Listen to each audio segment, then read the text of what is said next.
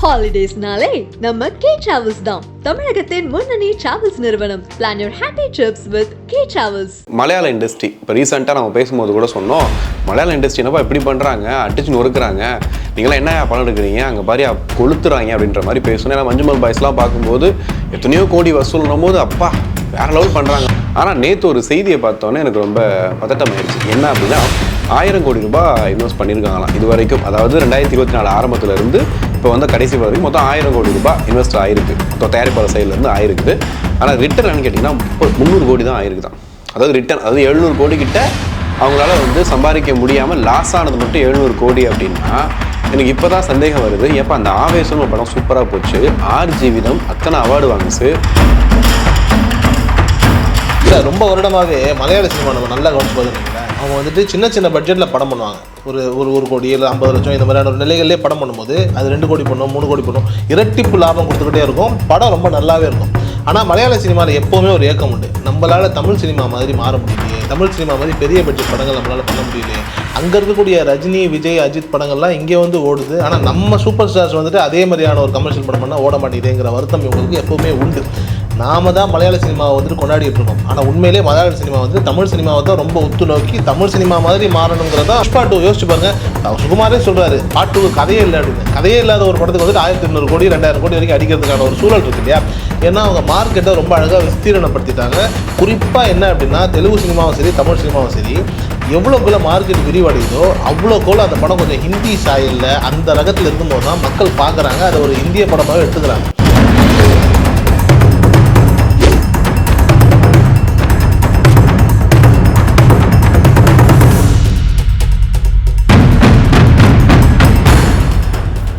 Again, Tamil has the highest viewership in India, USA, UK, Dubai, UAE, Saudi, Malaysia, Singapore, Norway, Sweden, Switzerland and Denmark.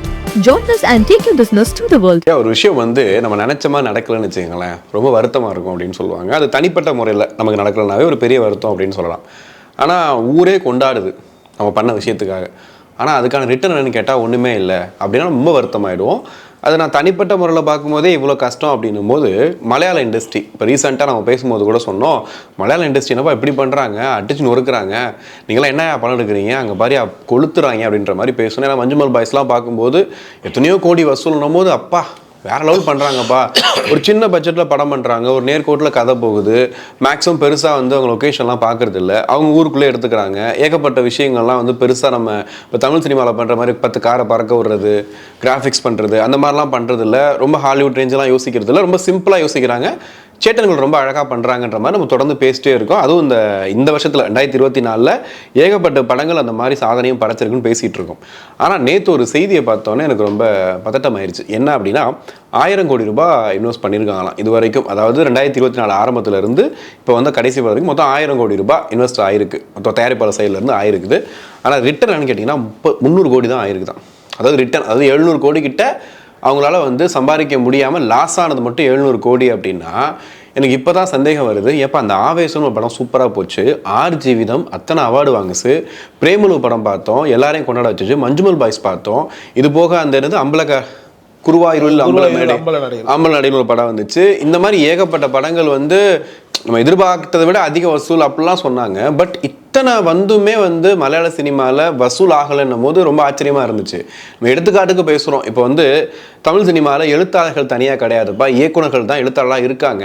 அதனால சில இடங்களில் வந்து வசனங்கள் சரியாக இல்லை, ஸ்க்ரீன் பிளே சரியாக இல்லை, ஒரு படத்தை ஒரு நேர்கோட்டில் கொண்டு போகாமல் அப்படி இப்படி பிரிச்சிடுறாங்க அப்படின்ற மாதிரிலாம் பேசிகிட்டு இருக்கோம். ஆனால் மலையாள சினிமாவில் பாருங்கள், எழுத்தாளர் தனியாக இருக்காங்க, அவங்க சொல்கிறது தான் அவங்க வந்து டைலாக்காக வருது, அதனால தான் படங்கள் இவ்வளோ சூப்பராக வருதுன்ற மாதிரி சொல்லவும் செய்கிறோம், தமிழில் கொண்டாடவும் செய்கிறோம். ஏகப்பட்ட படங்கள் இப்போ தலைவன்லாம் பார்க்கும்போது எனக்கு அப்படி இருந்துச்சு. ஏன்னா அந்த படத்தை பார்க்கும்போது என்னப்பா அப்படி எழுதிருக்கீங்க, சூப்பராக எழுதிருக்கீங்க, ஒவ்வொரு கேரக்டருக்கும் சூப்பராக வந்து இது கொடுத்துருக்கீங்கன்ற அளவுக்கு அவ்வளோ செம்மையாக இருந்துச்சு. ஸோ இப்படிலாம் இருக்கக்கூடிய அந்த மலையாள சினிமாவில் வசூல் ரீதியாக பார்க்கும்போது அது தமிழ் சினிமாவே பரவாயில்ல போலேன்ற மாதிரி தான் இருக்குது. ஏன்னா இங்கே கமர்ஷியல் சினிமா, நீங்கள் என்னப்பா வந்துட்டு ஒரு ஹீரோ வராரு, காப்பாற்றுறாரு, அவர் வந்துட்டு ஒரு பிரச்சனையில் சிக்கிறாரு, திரும்ப எப்படி வெளியே வராரு, இதுதானேங்க அவங்க கதை அப்படின்ற மாதிரி நம்ம டெம்ப்ளேட்டாக சொன்னால் கூட இன்றைக்கி தமிழ் சினிமாவாக இருக்கட்டும், தெலுங்கு சினிமாவாக இருக்கட்டும், இவங்கெல்லாம் சம்பாதிக்கிற சம்பாத்தியம் இருக்குல்ல. நீங்கள் 1000 கோடி அசால்ட்டாக வந்து நீங்கள் KGF சம்பாதிக்குன்றாங்க, இப்போ வந்து ரீசெண்டாக வந்த படங்கள் சம்பாதிக்குதுன்னும் போது இந்த பக்கம் திரும்பி பார்த்தா மொத்தமாக அவங்க இன்வெஸ்ட்மெண்ட்டே 1000 கோடி தான். பட் அதில் வந்து ஒரு 300 கோடினா என்ன 30% தான் எடுத்திருக்காங்கன்னும் போது ஆச்சரியமா இருந்துச்சு. அப்போ எதை நம்புறது? அப்போ உண்மையிலே வந்து என்ன நடக்குதுன்ற மாதிரி ஒரு கேள்வி வருதா இல்லையா? உண்மைதான். இல்லை, ரொம்ப வருடமாகவே மலையாள சினிமா நம்ம நல்லா கவனிச்சு பார்த்தோன்னு வைங்களேன், அவங்க வந்துட்டு சின்ன சின்ன பட்ஜெட்டில் படம் பண்ணுவாங்க.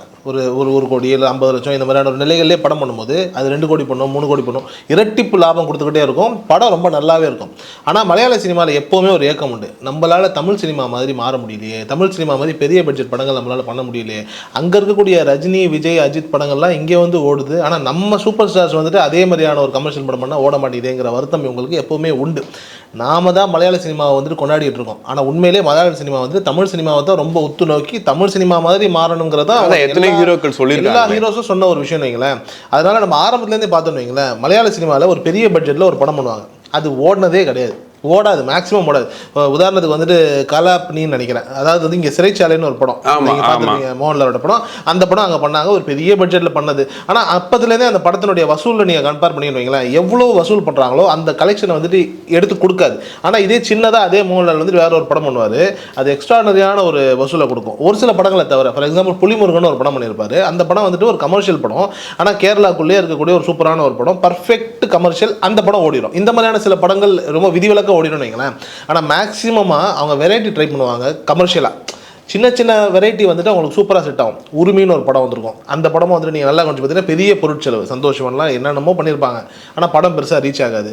ஆடு ஜீவிதமே இப்போ வந்துட்டு பல வருஷமாக ஒரு படத்தை எடுக்கிறாங்க, ஆனால் அந்த பல வருஷமாக உழைச்சதுக்கான ஒரு பலன் கிடைச்சதா அப்படின்னா அது ஒரு கேள்விக்குறி தான். அந்த படம் நல்லா இருக்குன்னாங்க, ஓடிச்சு, இதெல்லாம் தாண்டி இத்தனை வருஷம் போராட்டம்னு இருக்கு இல்லையா, அதுக்கேற்ற ரிட்டர்ன்ஸ் வந்துச்சா அப்படின்னா அது ஒரு கேள்விக்குறி. ஆனால் அதே தெலுங்கு சினிமா நீங்கள் கவனிச்சு பாருங்கள், ஒரு 5-6 வருஷம் பாகுபலின்னு ஒன்று பண்ணுறாங்க, போட்டது எல்லாம் 5 மடங்கு 6 மடங்கு எடுத்துடுறாங்க.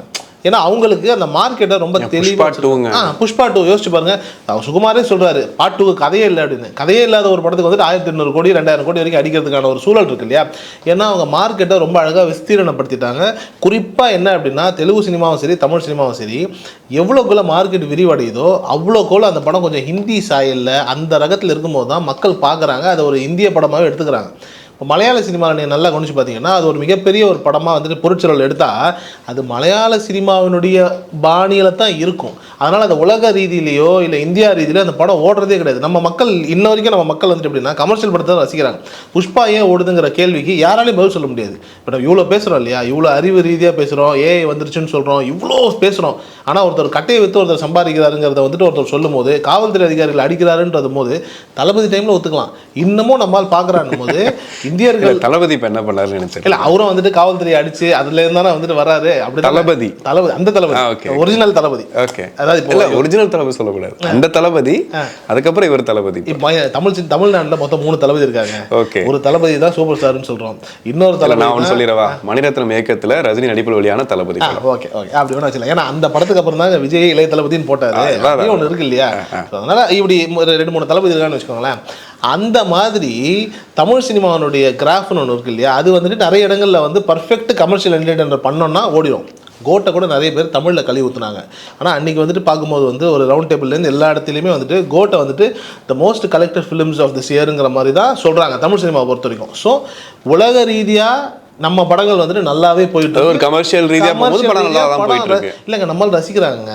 ஏன்னா நம்ம தமிழ் மக்களாக இருக்கட்டும், இந்தியர்களாக இருக்கட்டும், ஃபாரின்ல எல்லா இடத்துலையும் இருக்கிறாங்கல்ல, அவங்களுக்கு தேவை என்னன்னா மேட்ரிக்ஸ் மாதிரியோ அவெஞ்சர்ஸ் மாதிரியோ ஒரு படம் தேவையில்லை. நான் ஒரிஜினலாக பார்த்துக்கிறேன், நீங்கள் நம்ம ஊர் படம் கொடுங்க, அது கிரிஞ்சாக இருந்தாலும் பரவாயில்ல, நாங்கள் அப்பப்போ எங்கள் ஊரை நினச்சிக்கிறோம், பார்த்துக்கிறோம் அப்படின்ற மாதிரி பார்த்துக்கிறாங்க போல இருக்குது. ஏன்னா இப்போ மலையாளத்தில் நீங்கள் பாருங்களேன், இப்போ பரோஸ்ன்னு ஒரு படம் ஒன்று வருது, அந்த படத்துக்கான வரவேற்புங்கிறது வந்து ரொம்ப கம்மியாக தெரியுது, வெளியில் பெருசாக தெரியவே மாட்டேங்குது. ஏன் தெரிய மாட்டேங்குது அப்படின்னா அந்த படம் நல்லா இருக்குது எல்லாம் தாண்டி பெரிய ரீச் ஆக மாட்டேங்குது. அவங்க ஆக்சுவலி அந்த ப்ரொமோஷனே பெருசாக மெனக்கிறது கிடையாது. இல்லை, எனக்கு அதுவும் சரிதான். பட் ஆனால் அப்படி பார்த்தா ஆடு ஜீவனுக்கு வந்துட்டு நம்ம இவர் பிருத்திவிராஜ் வந்துட்டு எனக்கு தெரிஞ்சு அவர் மார்க்ஸை தவிர எல்லா இடத்துக்கும் போயிட்டார். ஆமாம், ஆனால் அப்படி இருந்தும் அந்த படத்தினுடைய ரீச் சொல்கிறேன். பரோஸுக்கு மலையாள நடிகர்கள் போகிறாங்க. பரோஸுக்கு வந்துட்டு எனக்கு மோகன்லால் இங்கே வந்ததே எனக்கு தெரிஞ்சு பெரிய ஒரு சாதனை தான். இப்போ நம்ம ரஜினியை கொண்டு போய் சேட்டன்கள் கிட்ட உட்கார வச்சு ஒரு இன்டர்வியூ கொடுத்துட முடியுமா? ஆனால் மோகன்லால் இங்கே வராரு இல்லையா. ஒரு என்னதான் ரஜினி வந்துட்டு 2.0க்கு வந்துட்டு ப்ரொமோஷன் போனாலும் ஹிந்தி துபாய்னு தான் போனாரே தவிர்த்து ரொம்ப கம்மி தான். யாருமே கேரளா பக்கமோ தெலுங்கு பக்கம் ரொம்ப கம்மியாக போவாங்கன்னு வைங்களேன். ஆனால் மோகன்லால் வராரு, தமிழில் இன்டர்வியூ கொடுக்குறாரு, தெலுங்குல கொடுக்குறாரு, எல்லாம் கொடுத்து கூட மேஜிக்கலாக அந்த படங்கள்லாம் ஒர்க் அவுட் ஆக முடியுது. அந்த படம் நல்லாவே இருக்கட்டும். ஆனால் சிக்கல் என்ன அப்படின்னா மலையாள சினிமாவை நம்ம திருப்பி எப்படி பார்க்குறோம் அப்படின்னா, நல்ல கதை, இப்போ நீங்கள் சொன்னீங்க நல்ல ரைட்டர்ஸ் இருக்காங்கன்னா, நல்ல கதை கொண்ட அந்த கதைக்கேற்ற பட்ஜெட்டில் இருக்கிற படம் இருந்தால் போதும். பிரம்மாண்டமாக நீங்கள் அதுக்குன்னு எல்லாம் எழுதி எங்களுக்கு காட்ட வேணாம், அதை நாங்கள் அந்தந்த இண்டஸ்ட்ரியில் பார்த்துக்குறோம், அந்தந்த இடத்துல பார்த்துக்குறோன்ற மனநிலை மக்களுக்கு இருக்கும் என்னவோ. கண்டிப்பாக. நான் ரீசெண்டாக அந்த இன்டர்வியூ பார்த்தேன், மோகன்லால் இன்டர்வியூ பார்க்கும்போது கூட அதில் கோபிநாத் அவர்கள் ஒரு கொஸ்டின் கேட்குறாரு. அதாவது மலையாள சினிமாவில் இந்த பெரிய படங்கள், பெரிய பட்ஜெட் படங்கள் அப்படிங்கிறது பெருசாக ஜொலிக்கிறது இல்லை, என்ன காரணம் அப்படின்னும் போது அதுக்கு மோகன்லால் கொடுத்த பதில் வந்து ஆச்சரியமாக இருந்துச்சு. இல்லை அந்தளவுக்கு இயக்குனர்கள் அந்த ரைட்டிங் கிடையாது அப்படின்னு ஒருத்தர் சொல்கிறார். சொன்னதுக்கப்புறம் அவர் திருப்பி அவரே மாத்துறாரு. இல்லை அப்படி கிடையாது, நான் பொதுவாக சொல்லலை, பட் இருந்தாலும் அந்த மாதிரி கிடையாது. இப்போ தமிழ் சினிமாவில் இருக்கக்கூடிய விஷயங்களோ, இப்போ தெலுங்கு சினிமாவோ, அந்த சினிமாவில் கூடிய அந்த மசாலா இருக்குல்ல, அதை வந்து நீங்கள் சொல்கிற மாதிரி மலையாள சினிமாவில் ஆட் பண்ணுறது ரொம்ப கஷ்டமாக இருக்குது. ஏன்னா அவங்க மின்னல் முரளின்னு ஒரு படம் கொடுக்குறாங்க. அந்த படத்தில் வந்துட்டு 2 விமர்சனம் பார்க்குறோம். என்னென்னா, ஒரு பக்கம் வந்து சூப்பர் ஹீரோ படம் வந்து இங்கே ஓடாது. இந்தியாவிலே எடுத்துக்கிட்டிங்கன்னா ஒரு சில படங்கள் தான் ஹிட்டு, ஒரு சில படங்கள் ஓடாது. ஏன்னா இங்கே ஹீரோன்னு படம்லாம் வந்து பார்த்தோம், நம்ம சிவகார்த்தியின் படம்லாம் பார்க்குறோம். ஏகப்பட்ட படங்கள் சூப்பர் ஹீரோ படம்னாவே இங்கே பெருசாக ஒர்க் அவுட் ஆகாது. ஆனால் மின்னல் மொழி அதை தாண்டி ஓடிச்சு. அங்கேயும் நீங்கள் சொன்ன அதே கான்செப்ட் தான் ஒர்க் அவுட் ஆச்சு. என்ன அப்படின்னா, அந்த இடம் கேரளாவில் அங்கே இருக்கக்கூடிய ஒரு இடத்துல நம்ம தகுந்த மாதிரியான ஒரு ஆளை வச்சு நடிக்க வச்சு டொவினோ தாமஸ் ரொம்ப சூப்பராக பண்ணியிருப்பாரு. அது ஒரு மாதிரி ஹிட் ஆகி கடைசியில் வந்து நின்றுச்சு. ஆனால் 6 ஜீவிதம் மாதிரியான படங்கள் வந்து அவங்களுக்கே கொஞ்சம் அவையாக இருந்திருக்கு. ஏன்னா அந்த பாலைவனம், அந்த செட்டப், இங்கேருந்து போகிறாங்கன்றதை தாண்டி பிருத்திவிராஜை தாண்டி அந்த படத்தில் மலையாள சினிமான்றதுக்கு என்ன ஃப்ளேவர் இருக்குது அப்படிங்கிற மாதிரி பார்க்குறாங்க. நீ சொல்கிற மாதிரி டோட்டலாக மாற்றி இன்னைக்கு ஹாலிவுட் மாதிரி படம் பண்ணக்கூடிய ரேஞ்சுக்கு இங்கே வந்துட்டு தெலுங்கு கன்னட சினிமாங்கெல்லாம் மாறிடுச்சு. நீ கேஜிஎஃப்லாம் பார்த்தா அடுத்து வந்து ஜார்ஜ் புஷ் அந்த ரேஞ்சுக்கு போயிடுவாங்க போல். அடுத்து வந்துட்டு நம்ம ஒபாமா ரேஞ்சுக்கு அங்கே போய் தான் சண்டை போடுவான்ற அளவுக்கு போயிடுவாங்க போல். அந்த அளவுக்கு அவங்க போயிட்டு இருக்காங்க. பட் இங்கே மலையாள சினிமா பொறுத்த வரைக்கும் ஒரு கட்டத்துக்கு மேலே போகும்போது ஒன்று புராண கதையாக போயிடுறாங்க, இல்லை மொத்தமாக வந்து சயின்ஸ் ஃபிக்ஷன் மாதிரி அந்த மாதிரி போயிடுறாங்க. நடுவில் ஒரு கதை கொண்டு போய் நம்ம ஹாலிவுட் ரேஞ்சுக்கு ஒரு படம் பண்ணுறோம், அந்த மாதிரி இல்லாதனால மேபி இல்லையோ, அந்த மாதிரி பெரிய படங்கள் ஹிட் ஆகலையோ அப்படின்ற மாதிரி இருக்குது. ஆனால் இன்னொரு பக்கம் பார்த்தா ஒரு நல்ல படம் பார்த்தோம், சூப்பராக இருந்துச்சு, இந்த படத்தை கொண்டாடலாம் அப்படின்னு சொல்லிட்டு இன்றைக்கி ரைட்டப்லாம் பார்த்தீங்கன்னா தமிழ் சினிமாவில், தமிழ் அந்த ஃபேஸ்புக்கெலாம் பார்த்தீங்கன்னா ஏகப்பட்ட பேர் எழுதிக்கிட்டே இருப்பாங்க. இந்த மாதிரி இந்த மலையாள படம் பார்த்தேன், சூப்பராக இருந்துச்சு, நல்லா பண்ணியிருக்காங்க, செம்மையாக பண்ணியிருக்காங்க, இதெல்லாம் வந்திருக்குன்னு. எப்போ வந்து அந்த ஓடிடிக்கு அப்புறம் தான் வந்திருக்குது. ஆனால் ஓடிடியில் பார்க்கும்போது அந்த படங்கள்லாம் செம ஹிட்டு, சூப்பராக இருக்க வைக்கிறா அப்படின்னும் போது கேரளாவில் தேட்டருக்கு அவங்களை புல் பண்ணுறதுக்கான இது இருக்கா அப்படிங்கிற மாதிரி தான் இருக்குது. ஏன்னா இன்றைக்கி நீங்கள் கோட்டை சொன்னீங்க, கோட்டுக்கு அப்புறம் அந்த எல்லா படங்களையுமே தேட்டரில் மக்கள் பார்க்குறது ரீசன் என்னன்னா, அந்த கோட்டோட பிரமிப்பில் இருந்து அடுத்தடுத்து போகிறாங்க. அதான் சொல்லுவாங்க, பெரிய படங்கள் வந்து எப்போவுமே ஆடியன்ஸ் உள்ளே கொண்டு வந்துடும், தேட்டருக்கு கொண்டு வந்துட்டு அதுக்கப்புறம் சின்ன சின்ன படங்கள் வரும்போது இதாக இருக்கும். இப்போ இண்டஸ்ட்ரியில் விஜய் சார் வந்து இப்போ சினிமா விட்டு போராடும் போது பெரிய இழப்புன்னு சொல்கிறதுக்கு ரீசன் என்னன்னா, அவர் மட்டும் தான் நடிக்கிறார் அப்படி கிடையாது, அவர் பண்ணும்போது ஒரு பெரிய க்ரௌடு உள்ளே வருது. ஸோ அதை தாண்டி வரும்போது எல்லாருமே அந்த படம் பார்க்கணுன்ற ஒரு எண்ணத்தோடு வந்துடுவாங்க. தேட்டர்ஸ் ஃபுல்லாகும்போது நிறைய விஷயங்கள் நடக்குன்ற மாதிரி தான் பேசுகிறாங்க. ஆனால் அங்கே அது நடக்குதான்னு கேட்டால் அது கிடையாது. இப்போ நீங்கள் சொல்ல மாதிரி மோகன்லால் வந்து ப்ரொமோஷன் கொடுத்து அங்கே வந்து பார்க்குறாங்கன்னு கேட்டால் அந்தளவுக்குலாம் அங்கே பார்க்குறது கிடையாது. அதனால தான் கேரளாவில் பார்க்கும்போது பாக்ஸ் ஆஃபீஸ் இதெல்லாம் கலெக்ட் பண்ணுவதெல்லாம் பேசும்போது ரொம்ப பெருசாக இது இல்லாமல் சும்மா சொற்பமாக வருதுன்ற மாதிரி தான் இருக்குது. ஆனால் இவங்க ரீசெண்டாக அந்த கம்பேரிசன் தான் பயங்கரமாக இருந்துச்சு. எனக்கு இந்த அதிர்ச்சியாக சொன்னதுக்காக ரீசன் என்னென்னா, தமிழ் சினிமா ரைட்டர்ஸ் கிடையாதா, ஏன் வந்து அவங்க மலையாள சினிமா வந்து இப்படி கொண்டாடி எழுதுறாங்க, சூப்பராக பண்ணுறாங்க, ஏன் இவ்வளோ வந்து பண்ணும்போது நம்மளால் பண்ண முடியாதா அப்படின்னு கேட்குறாங்க. இங்கே அந்த மாதிரி படங்கள் வருது, ஆனால் என்ன சொற்ப படங்கள் தான் வருது. இப்போ குட் நைட் படத்தை கொண்டாடுறோம், லப்பர் பந்தை பயங்கரமாக கொண்டாடுறோம், இந்த படம்லாம் சூப்பராக இருக்குது, ரைட்டிங்லாம் பயங்கரமாக பண்ணிங்க, ரைட்டிங்கே அதாவது ஒவ்வொரு கேரக்டருக்கும் நல்ல இம்பார்ட்டன்ட் கொடுத்துருக்காங்கன்ற மாதிரிலாம் சொல்கிறாங்க. ஆனால் அது மாதிரி ஏகப்பட்ட படங்கள் இங்கே வரதான் செய்யுது. பட் அந்த படங்கள் வெளியே தெரியுதா, ப்ரமோஷனாக வருதா அப்படின்னு கேட்டால் அது வரதில்லை. ஆனால் அதே மாதிரி அங்கேயும் சில படங்கள் வருது, நல்லா பண்ணுறாங்க. அது ஓடிடிக்கு வந்ததுக்கப்புறம் அந்த படத்தை பெருசாக பேசும். இந்த உள்ளலுக்குன்னு ஒரு படம் நீ சொன்னீங்க ஆக்சுவலி ஆரம்பத்திலேயே, அந்த படத்தோட கான்செப்ட் சொல்கிற விஷயம் எல்லாமே வந்து பிரம்மாண்டமாக சூப்பராக இருக்குது. ஓ இவ்வளோ விஷயங்கள் இந்த படத்தில் இருக்கா, ஒரு போஸ்டர் வச்சு நம்ம பார்த்தும் போதே அவ்வளோ இதாக இருக்குது.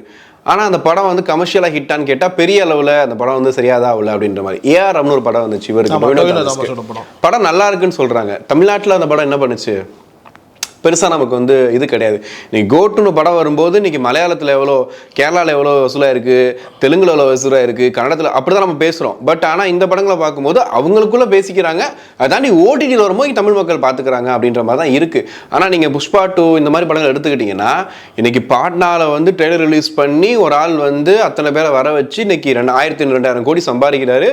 ஆஃப்டர் ரிலீஸ்க்கு அப்புறம் இவ்வளோ சர்ச்சைகள் போயிட்டுருக்கு, இவ்வளோ ப்ராப்ளம் போயிட்டுருக்கு, ஒட்டுமொத்த இந்தியாவுக்கும் ஒரு பெரிய ஹெட்லைன்ஸாக மாறுறாரு. அல்லு அர்ஜுன் அப்படின்னா அதெல்லாம் எனக்கு தெரிஞ்சு ஒரு செல்ஃப் ப்ரமோஷன் மாதிரி தான். இன்னொன்று இங்கே அரசியல் வந்து ரொம்ப கம்மியாக இருக்கும். கேரளாவில் பொறுத்த வரைக்கும் இந்த அரசியலுக்கும் சினிமாவுக்கும் தொடர்பு இருக்கு இல்லையா, அது ரொம்ப பெருசாக இருக்காதுன்னு நினைக்கிறேன். ஏன்னா இங்கே நீங்கள் தெலுங்கு சினிமாவில் புஷ்பா 2 ஹிட்டுக்கு ஒரு பெரிய காரணம் கேட்டால் ஒரு பக்கம் வந்து அவருடைய அந்த விஷயங்கள்லாம் சொன்னா கூட இன்னொரு பக்கம் இந்த அரசியல் குறுக்கீடு, ஏகப்பட்ட பிரச்சனைகள், அதாவது சிஎம் வெர்சஸ் அல்லு அர்ஜுன்ற மாதிரி இருக்குது. இந்த மாதிரி எங்கேயா நடக்குமா? இங்கே நடக்குமா? சிஎம் இப்போ நடக்குது, பட் அவர் கட்சி தலைவர் கட்சினால நடக்குது. முன்னாடி நடந்திருக்க வாய்ப்பு இல்லை. நடந்தாலுமே ரொம்ப சாதுவாக தான் இங்கே ஹேண்டில் பண்ணியிருக்காங்க. இப்போ சிஎம் வந்து இங்கே விஜய் சார் ஏதாவது பண்ணுறாங்க அப்படின்னா அது வந்து சாதுவான இதாக தான் போயிருக்கு. பட் அங்கே பார்த்தீங்கன்னா பயங்கர இதாகி அதுவே பெரிய ப்ரமோஷன் ஆகுது. ஆனால் இந்த மாதிரி ஸ்டண்ட் எதுவுமே வந்து எனக்கு தெரிஞ்சு அவங்க பண்ணுறாங்கன்னு கேட்டால் பண்ணுறது கிடையாது. ஆனால் அவங்கள்ட்ட ரொம்ப பிடிச்ச விஷயம் என்ன அப்படின்னா, மோகன்லால்லேருந்து மம்முட்டி அவங்க அந்த மொத்த அந்த இது என்ன பண்ணுறாங்க அப்படின்னா, அந்த யங்ஸ்டர்ஸை வளர்த்து விடுறது, அந்த விஷயங்கள் கொஞ்சம் நடக்குது. இன்னொன்று ஒத்துக்கிறாங்க, நாங்கள்லாம் வந்து ஆமாம் இந்த ப்ராடக்ட் தான், நாங்கள் வந்து நெப்போட்டிசம் ப்ராடக்ட், ஆமாம் ஒத்துக்கிறாங்க. பிருத்திவிராஜ்லாம் அந்த இன்டர்வியூவில் சொல்லும் போதும் ஓப்பனாக சொல்கிறாரு. இன்னொன்று, படங்களுக்கான பட்ஜெட்டை குறைக்கிறதுக்கு சம்பளத்தை குறைக்கிறாங்கன்னா குறைச்சிக்கிறாங்க. எப்படியாவது மலையாள இண்டஸ்ட்ரியை வந்து ஒரு கொண்டு வந்துணுங்கிறதுல அவங்க ரொம்ப தெளிவாக தான் இருக்காங்க. ஏன்னா இன்றைக்கி வரக்கூடிய படங்கள் அதுக்கு சப்போர்ட் பண்ணி எல்லாமே பண்ணி தான் இருக்காங்க. ஆனால் அது மாதிரி எல்லா இண்டஸ்ட்ரியும் நடக்குதான்னு கேட்டால் அது வந்து கேள்விக்குறி தான். உண்மைதான். ஆனால் நீங்கள் சொன்னீங்க இந்த மாதிரி வந்துட்டு அல்லு அர்ஜுன் ஒரு சிஎம் விசஸ் ஆக்டர் இருக்கா அப்படின்னு. எனக்கு டக்குன்னு ரஜினி ஞாபகத்துக்கு வந்துட்டு போனார். 96 ஞாபகம் வந்துச்சு ரஜினி. அந்த டைமில் அப்படி ஒரு சம்பவம்லாம் இருக்குது. ஆனால் இப்போ நீங்கள் ரொம்ப அழகாக சொன்னீங்களா, கேரளாவில் இப்படி ஒரு விஷயம் இல்லைன்னு. ஏன்னா இப்போ தமிழ், தெலுங்கு இந்த மாதிரியான இடங்களில் ஃபார் எக்ஸாம்பிள் வந்துட்டு இப்போ நார்த்தில் கூட எடுத்துக்கோங்களேன். நார்த்தில் வந்துட்டு ஷாருக் கானோட பையன் கூட வந்துட்டு ஒரு கேஸில் மாட்டும் போது அது ஆல்மோஸ்ட் வந்துட்டு இப்போ இண்டஸ்ட்ரி பார்த்த விதம் அப்படின்னா, ஷாருக் கானை வந்துட்டு ஒரு சில பேர் டார்கெட் பண்ணுறாங்க. எதிரில் யார் இருக்கான்னு பார்த்தா ஆளுங்கட்சியோ இல்லை வாட் எவர் இட்ஸ், ஏதோ ஒரு கட்சி இருக்குது, இல்லை கட்சி சார்ந்த ஆட்கள் இருக்காங்கன்னு. நடிகன் விசஸ் பொலிட்டிக்கல் பார்ட்டிஸுங்கிறது வந்துட்டு இந்த பாருங்களேன், ஹிந்திலையும் இருக்குது, தெலுங்குலையும் இருக்குது, தமிழ்லையும் இருக்குது. ஆனால் மலையாளத்தில் அப்படி இருக்கு. ஏன்னா அவங்க ஒரு சாராரோட அழகாக ரொம்ப இணக்கமாக பர்ஃபெக்டாக ரொம்ப பெரிய ஒரு கான்ட்ரவர்சிஸ்குள்ளே சிக்காமல் கரெக்டாக அந்த ஒரு பர்ஃபெக்டாக எப்படி மெயின்டைன் பண்ணிக்கிறாங்க. ஏன்னா அவங்க நடிகர்களாக வச்சுருக்காங்க, அரசியல்வாதிகளாக வச்சுருக்காங்க. இந்த மிக்ஸ் வந்துட்டு கேரளாவில் இல்லை. அதே மாதிரி வெற்றிமாறன் வந்துட்டு ஒரு விஷயம் சொல்லுவார், நான் எந்த ஒரு படம் எடுத்தாலும் அந்த ஊரினுடைய ஜியாகிரபியை போய் ஸ்டடி பண்ணி அதுக்கேற்ற மாதிரி தான் நான் என்னுடைய கதையை மாற்றுவேன், எழுதுவேன் அப்படின்ற மாதிரி சொல்லும்போது, நீங்கள் அதை அப்படியே கேரளாவுக்கு வந்துட்டு நீங்கள் அப்ளை பண்ணிங்கன்னு வைங்களேன்.